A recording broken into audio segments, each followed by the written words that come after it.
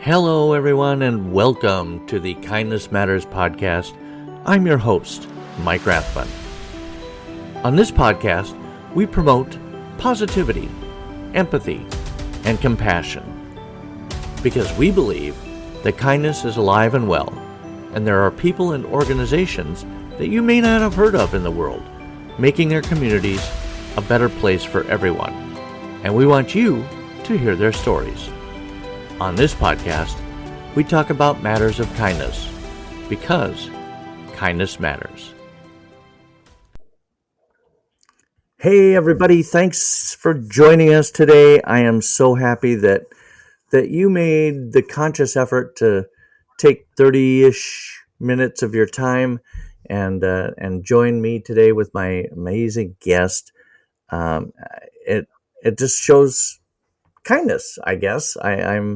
I'm grateful for every single one of you that tunes in and listens every single week.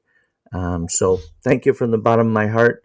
Don't forget to subscribe wherever you're listening to this podcast on, whether it's YouTube or Spotify or Apple or any of the other platforms out there.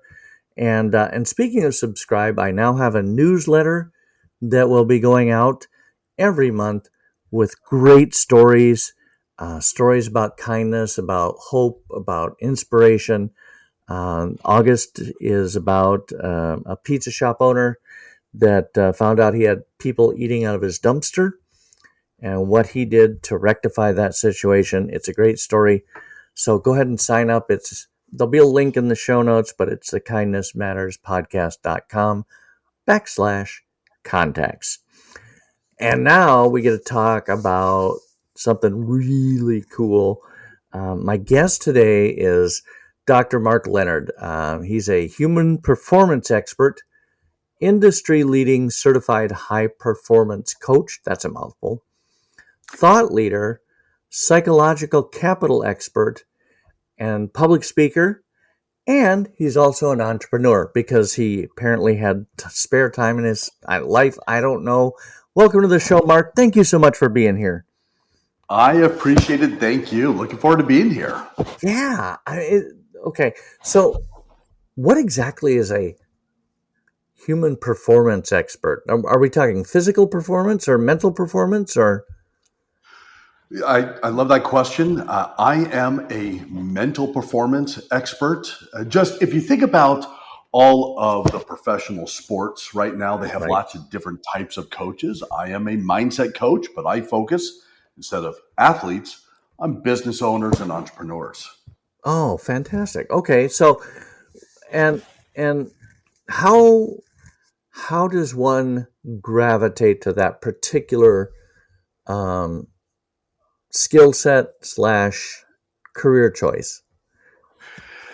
If you have ever failed and you try to figure out why that happened, you might become a coach in the future.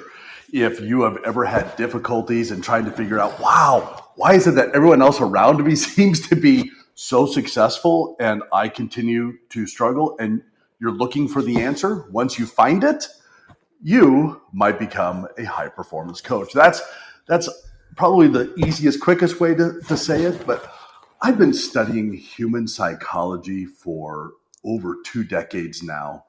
I'm fascinated by this whole concept and idea of why people are successful and why others continue to struggle. And I want to help people have that breakthrough. Yeah. Because I believe that this is a world of abundance. I believe that there's so much out there. I would just love to see more people be successful. That's why I do what I do. That's amazing. I'm also fascinated about why people make the choices they do. And then, because every day we wake up, we're faced with a multitude of choices and we make them, right?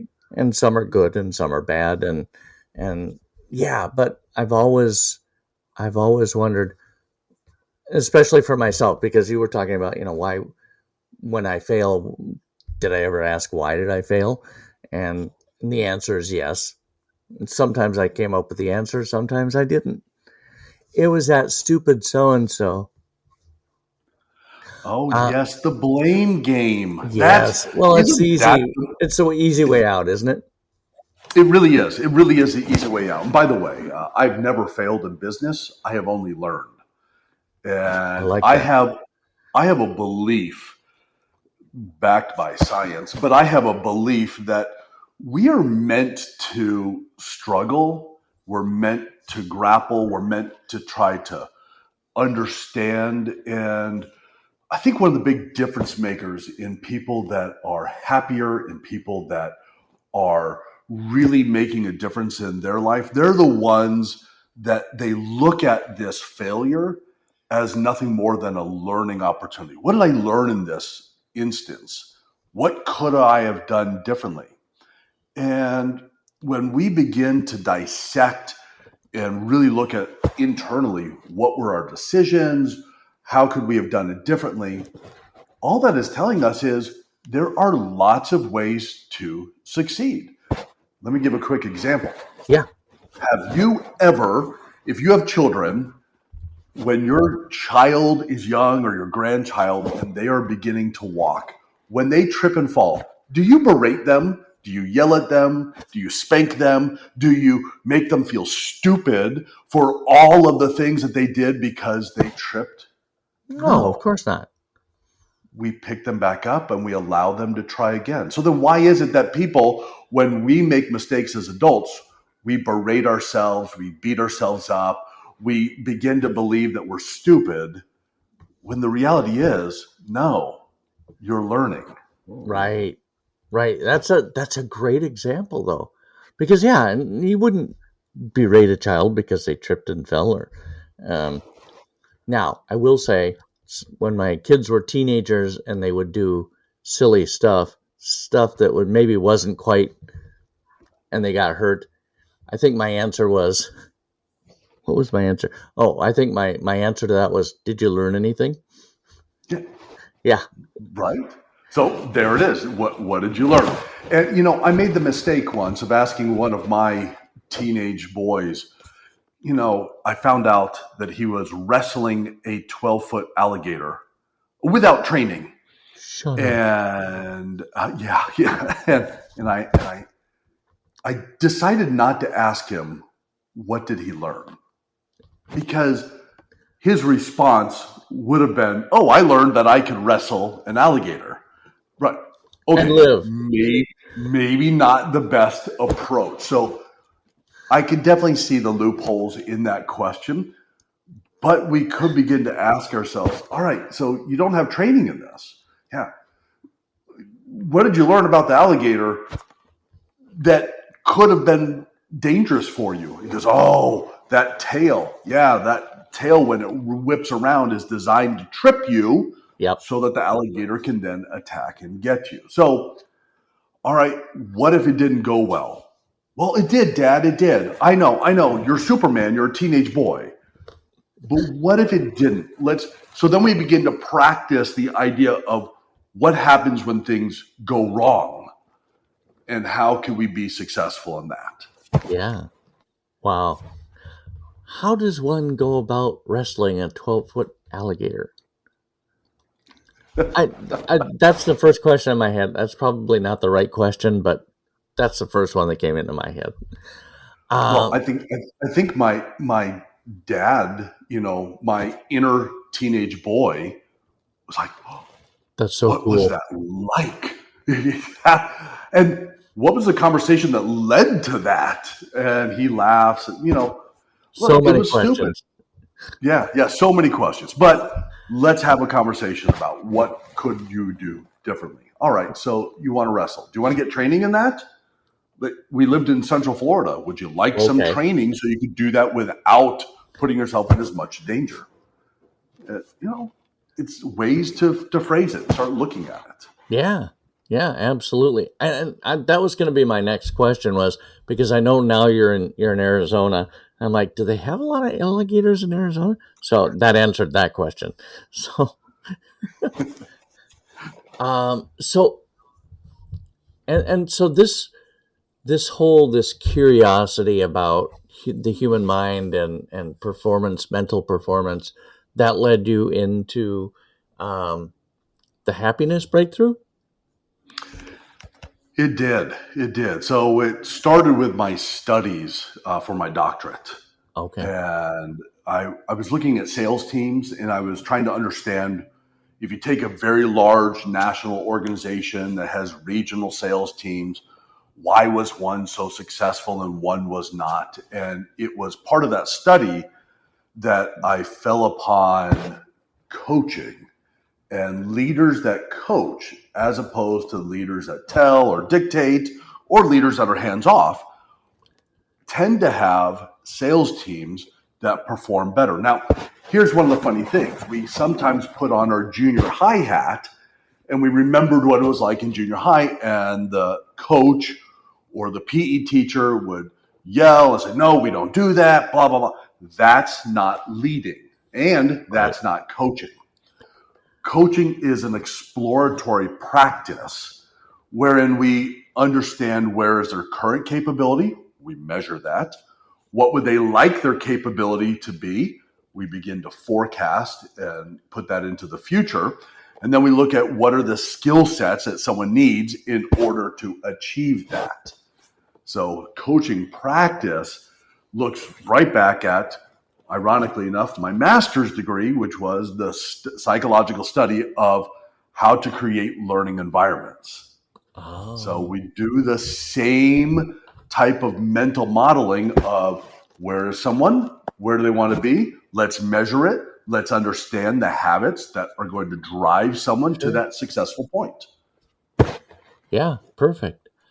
Yeah, and yeah, we talk about coaches and coaching, and you mentioned sports, and all I can think of is there's no earthly way Bobby Knight should have been as successful as he was with his style of coaching, right?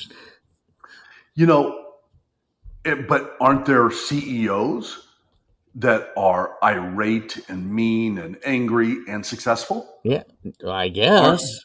well, I can't there think of are. any off There's the top of my head, but who? Steve Jobs was not Oh my God, yes. I a forgot it. leader who was a listener. He was a teller and a dictator. Yep, yep, Right? But he still created products that ubiquitous. Almost everyone uses some form of an Apple product. yep. So was he successful? Can you be successful doing it that way? Yes.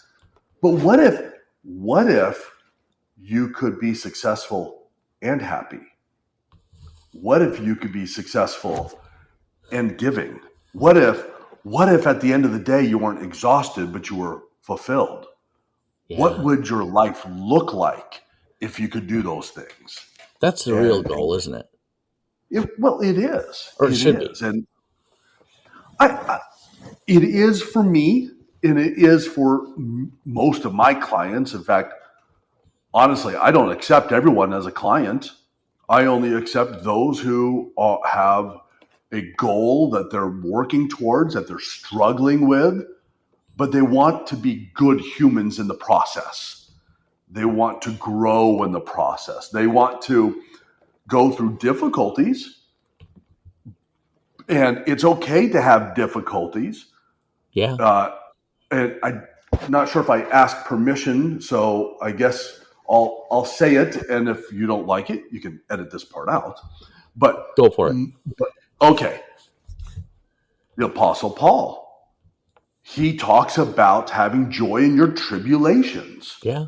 Whoa, that's mind blowing. Over 2,000 years ago, we had someone who was saying, life can be tough. Life is hard. You're going to have difficulty. What if you had joy in that process? What if you felt fulfilled? What if you felt love in that process of difficulty? Yeah. My clients align with that belief. That's a fantastic belief. I really think that the world would be a better place if a lot more people subscribe to that theory and practice that every day.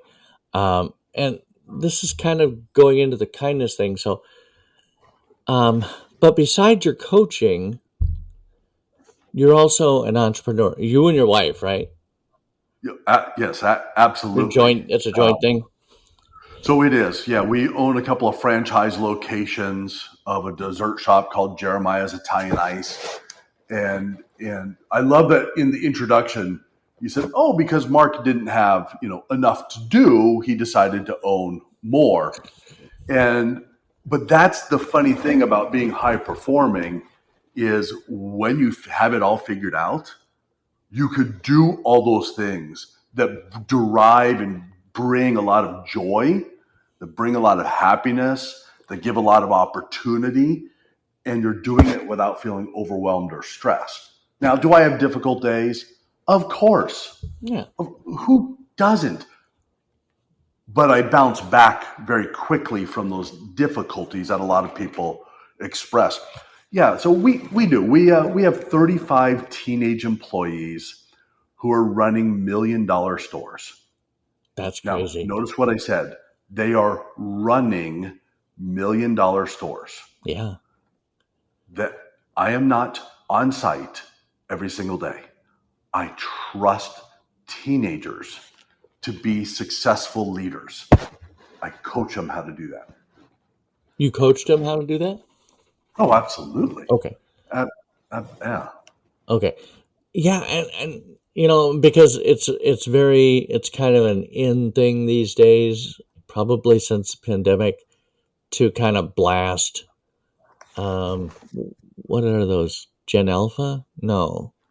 What generation Sure. is that? I don't remember. Um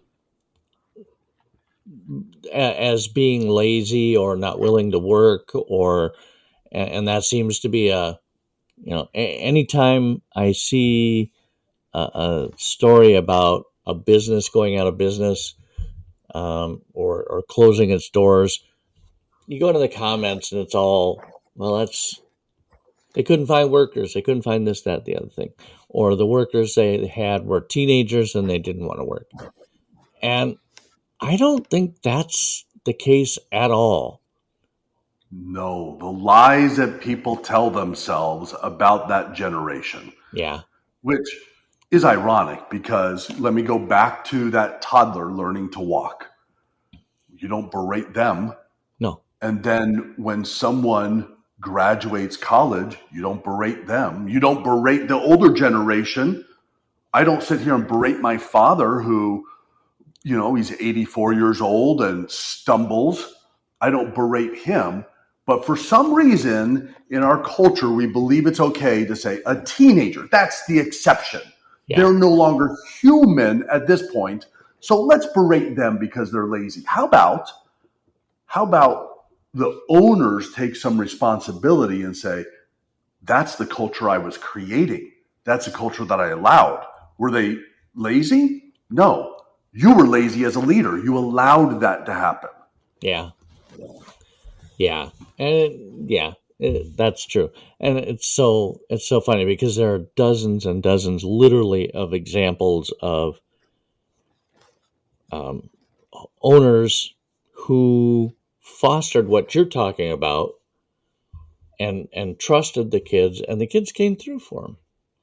It, they absolutely do. See, kids, teenagers, they're toddlers in the workplace.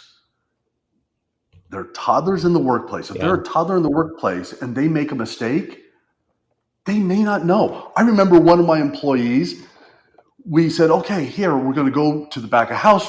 Here's the recipe to make our Italian ice. And I said, here's the measuring spoons, here's the measuring cups, here's all the ingredients. And she turned and she said, what's a tablespoon? Oh, Oh. oh, that it was a real eye opener for me Yeah. that she exposed a weakness in our hiring practice. We didn't qualify that. Yeah. The other thing is, well, then what's the choice? Well, okay, I could fire her. Great. You're firing someone because they didn't know something? Yeah. That sounds like a lazy leadership. Or you coach them. Right. Awesome. Let's pull these things out. That's Little what T, you big do. T. Right? Yeah. But they want to be led. Yeah. Well, and kudos to her for even asking, because I think there are some people that probably, if she had been a little bit older, I don't know if you said it was a she. It doesn't matter. If they had been a little bit older, they may have said, "That's a stupid question. I'm not going to ask that question. I don't want to look stupid in front of my boss." But kudos to her for doing that, because that gave you an opportunity to then teach her. So I coached that though in the interview process. Ah, Pardon me. no worries. In the interview process, we ask them to ask me a question.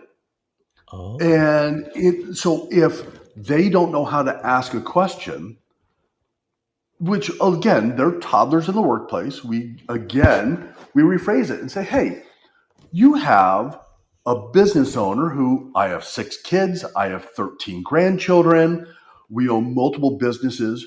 What question would you ask someone based on what you know right now in high school? What hmm, question would you ask someone that was successful in business? And it starts them thinking. yeah, I get them right at the interview process. Ask a question, ask a question, ask a question. Day one, I present something and they say, okay, now ask me a question about this. I'm teaching them to have critical thinking skills. that's fantastic. That, that way, when there is an issue, they don't clam up and they're not sheepish.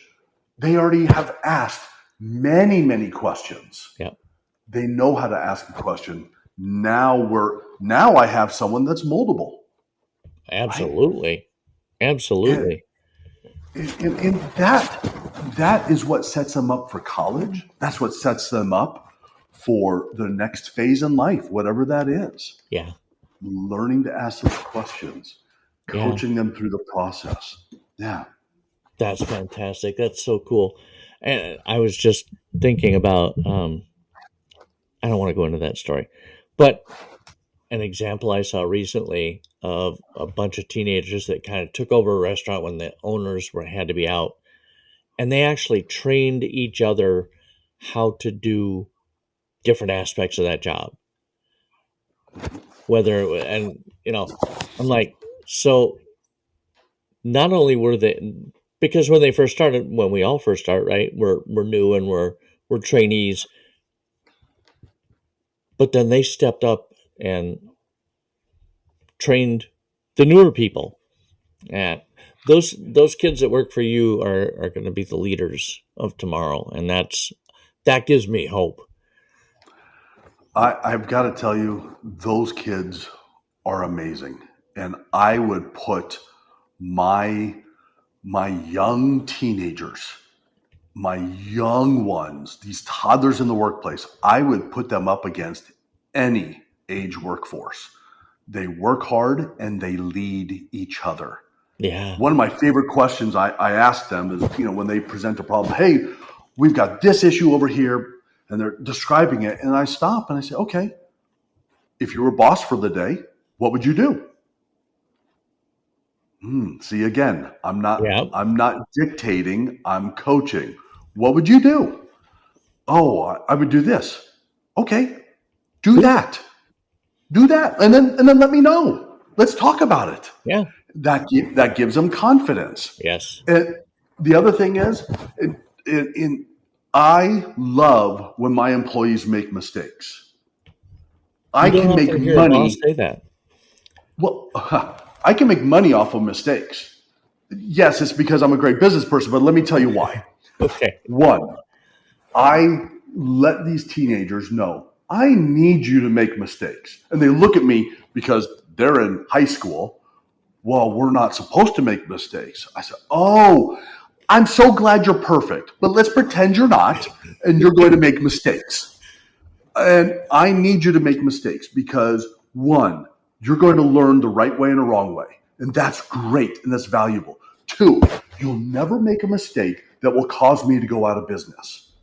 I have insurance. If something happens, Yes. we'll figure it out.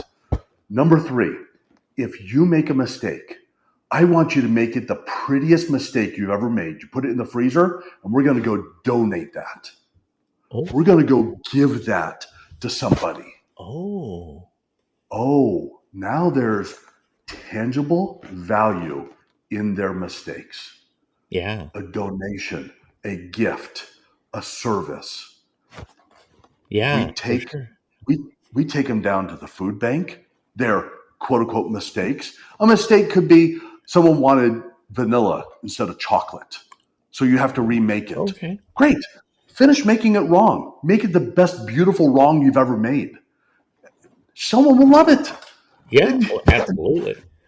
Yeah, we take big piles of these mistakes and quote unquote mistakes, and we bring them to other businesses. It's a I, hot day today. Today is nice and cool here in Arizona. It is currently 100, so we are in a cold snap right now. oh, Um, but it's for us, we could take these bag of all of these mistakes and bring it to an office yeah, or to a school or to a church, and we donate it to them. And it opens up a conversation. See, absolutely. I've built seven-figure businesses off of mistakes that give. I absolutely love that. And this is kind of what you and I had talked about offline before the show about marketing using kindness, and that's kind of goes into what you're talking about, isn't it? Yeah, absolutely. Absolutely. We are always willing to donate and to give. So a mistake, as long as it's salvageable, as long as it looks As long good, as it's not going to poison anybody, food poisoning or right? anything. Yeah, yeah, absolutely. And It's then yeah, we donate that to another business. We use it for marketing. We'll call up a school and we'll say, hey, do you have a teacher in service day coming up? How many teachers do you have? I have 30 treats. Can I just bring those to you? And I give it to them. And I say, we're your neighbors and we love partnering with schools. yeah. What else do you need? Do you have a reading program for your kids? I would love to give them coupons for a free item. That's so cool. And Yeah, so what's happening here? I'm creating trust. I'm creating a relationship where I'm giving. yeah, And through that giving process, it lowers those barriers that people have. When someone feels like they've been served, when they feel like they've received something, the barrier lowers and they're going to be more open. Now I can have a conversation. You know, we would love to donate 20% of our sales to you. Is there an organization in your school that could use some money? yeah. Of course there is. Are you guys back Yeah. in school yet? Oh, yeah. Yeah. We start in mid July. Oh wow. We have a modified year round because it is so hot. Yeah. Uh, it's better for them to be in school. But then in the fall and in the spring, we have 2 weeks at each. We have extra breaks throughout the year. We have a longer Christmas break That's the way to when do the it though, I weather is think. I don't nicer. know. And it's great. Yeah. But yeah, when you're talking I was going to say yeah, we're getting ready to go back. We go back the day after Labor Day, I think. Mhm. But I know there are other school districts that are already back in. And yeah, that's just a fantastic idea. Because I'm sure the teachers could use all the help and school supplies, that donation to go. Oh, oof, It, it goes so far. yeah, But my favorites are the reading programs or maybe the school. And this goes back to my doctorate and looking at creating cultures that thrive. And if you want to see one aspect of the culture continue to grow, hmm, you reward that, you give accolades to that, you make it very well known. Well, I'll walk into the school and I'll bring in 300 coupons for a free item at our store. And I'll bring it to them and say, hey, it says caught you doing something cool. Are there behaviors you would like to see replicated and done over and over and over again? Hand this out to them. Just give it to them. And then let the teachers make a big deal about it. And then when they come into the store, my teenage employees go, oh, that's so cool. What did you do to deserve that? that's so great. Yeah, I can see that when one of those coupons and you maybe Jimmy saw Tommy eating lunch alone and decided to go sit down and talk to him and eat with him, and that's something cool. And And now the rewarding that adults, kind of behavior sets that too. it does. And the adults now are being tuned to see it. Oh, now they're seeing positive behaviors instead of negative behaviors. Right. Yeah, for sure. That's so cool. So cool. I'm just looking over. Yep. I love what you do, Mark. And I absolutely love that. And I love your giving nature. And I should schedule a one-on-one. I would love that. And I would love anyone in your audience to do that as well. I'll have the link to your website. It's thehappinessbreakthrough.com.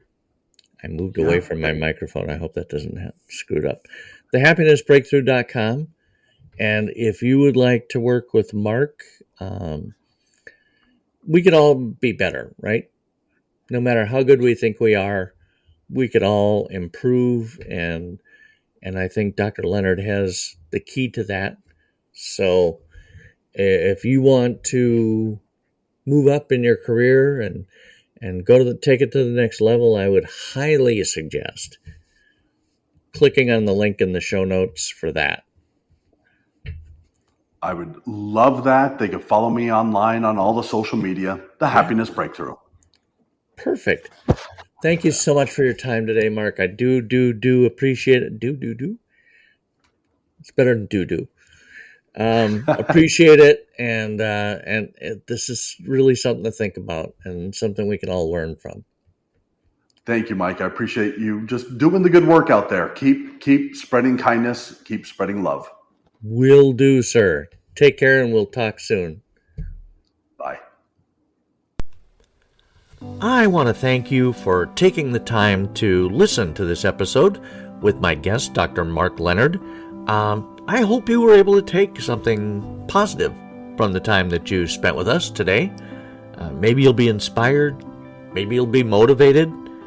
Maybe you'll be moved. If you experienced any of those positive feelings, please consider sharing this podcast with your friends and family. I'm always striving to offer you a better podcast, so give me some feedback. Let me know how you think I'm doing.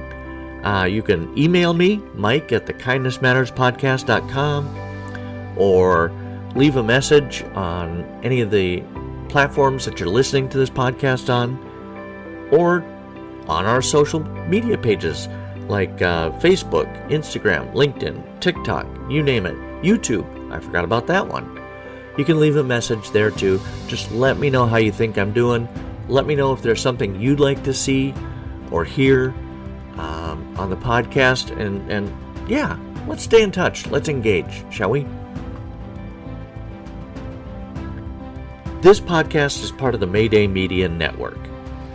If you have an idea for a podcast and you need some technical or production assistance, or you already have a podcast and you're looking for a supportive network to join, check out MaydayMediaNetwork.com and check out the many different shows they have, like Afrocentric, Spoil My Movie, Generation Mixtape, In a Pickle Radio Show, Wake Up and Dream with D. Anthony Palin, Stacks of Packs, and the amazing Time Pals. Or actually, the name of the show is The Time Pals.